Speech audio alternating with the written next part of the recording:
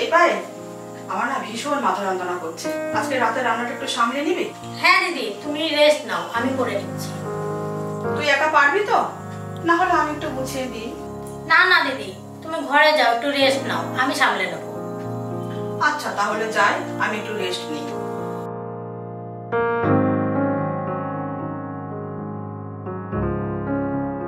বড় বৌমা, ও বড় বৌমা। হ্যাঁ মা, যাই।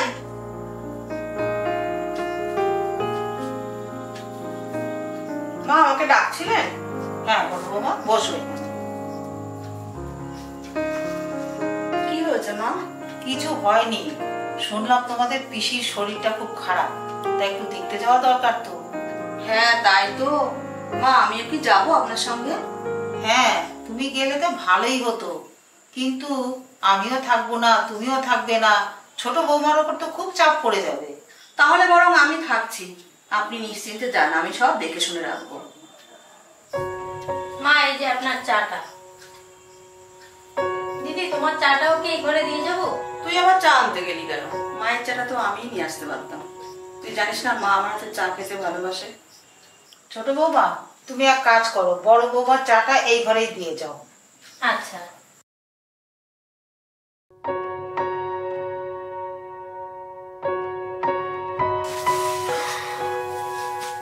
বড় বৌমা, ও বড় বৌমা। মা ডাকছেন আমাকে?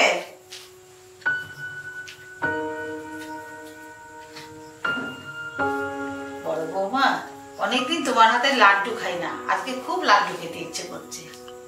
হ্যাঁ মা, আপনি খেতে চেয়েছেন, আমি এক্ষুনি বানিয়ে আনছি।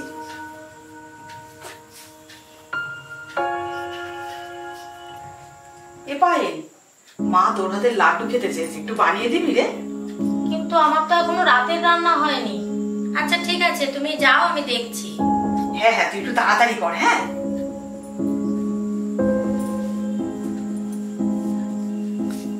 দিদি একটা ভালো খবর আছে। কি খবর রে? কালকে বাড়িতে দাদা বৌদি আসবে, আমাকে ফোন করেছিল। ও তাই? তা বেশ। তোমার মাথা যন্ত্রণা করছিল তো, তাই দাদা তোমাকে ডাকতে না করলো। এখন শরীর ঠিক আছে তো? হ্যাঁ একটু ভালো আছি। যাক ভালো হয়েছে। আচ্ছা শোনো না দিদি, কালকে না তুমি একটু আমাকে হাতে হাতে গুছিয়ে দিও, আমি সব রান্না বান্না করে নেব।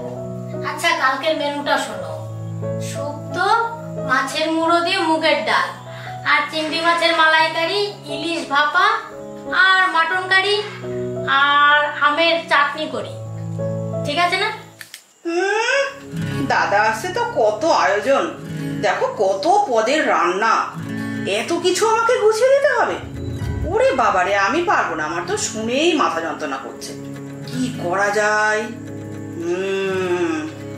কি হলো দিদি, কি ভাবছো? আর কিছু লাগবে? না না, কিছুই ভাবছি না, একদম ঠিক আছে।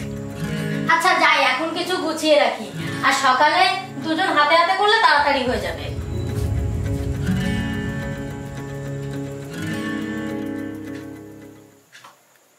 এই নাও দিদি তোমার চা। তুমি কি কোথাও বেরোচ্ছ? হ্যাঁ রে, আমার ভীষণ একটা দরকারি কাজ পড়ে গেছে, আমাকে যেতেই হবে সেখানে। কিন্তু আজকে যে বাড়িতে দাদা বৌদি আসবে, তুমি না থাকলে বাড়িতে কত কাজ। কিন্তু আমি বুঝতে পারছি আমাকে যেতেই হবে, ভীষণ জরুরি কাজ। কিন্তু বাড়িতে এত কাজ, এত রান্না বান্না, মাও বাড়িতে নেই, আমি একা কি করে করি? কিন্তু তুই চিন্তা করিস না, আমি যত তাড়াতাড়ি পারবো আমি চলে আসবো।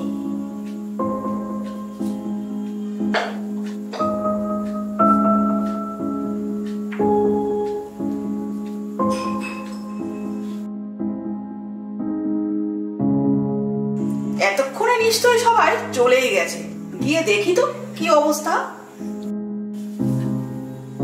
কিরে পায়েল, দাদা বৌদি চলে গেছে? হ্যাঁ চলে গেছে, অনেকক্ষণ অপেক্ষা করেছে তোমার জন্য। তুমি আসতে এত দেরি করলে। ও দাঁড়াও,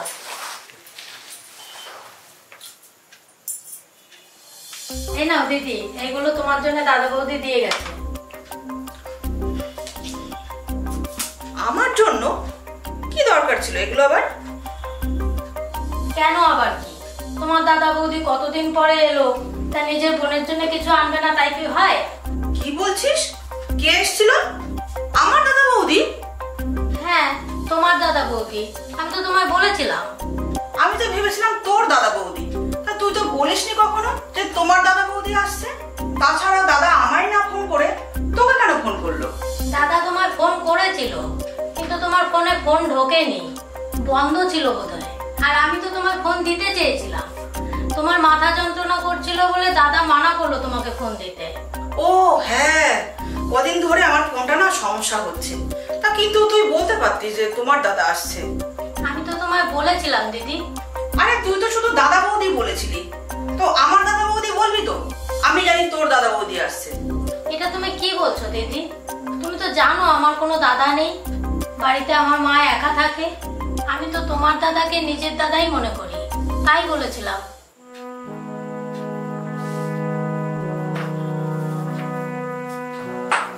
আমাকে তুই ক্ষমা করে দে বোন, আমি খুব স্বার্থপর রে। তোর দাদা বৌদি আসবে ভেবে আমি কাজের ভয়ে পালিয়ে গেছিলাম, আর তুই আমার দাদা বৌদি আসবে শুনে আনন্দ নিয়ে কত কাজ একা হাতে সামলিয়েছিস। আমি যে তোকে কি বলি, আমার ভীষণ খারাপ লাগছে। কেন দিদি, তোমার দাদা কি আমার দাদা নয়? হ্যাঁ রে বোন, আমার দাদা মানে তোর দাদা। এতদিন আমি শুধু তোকে যাই ভাবতাম, কিন্তু তুই আমাকে নিজের দিদি ভাবতি। এতদিন আমরা দুই যা ছিলাম, কিন্তু কথা দিলাম আমরা আজ থেকে দুই বোন হয়ে থাকবো।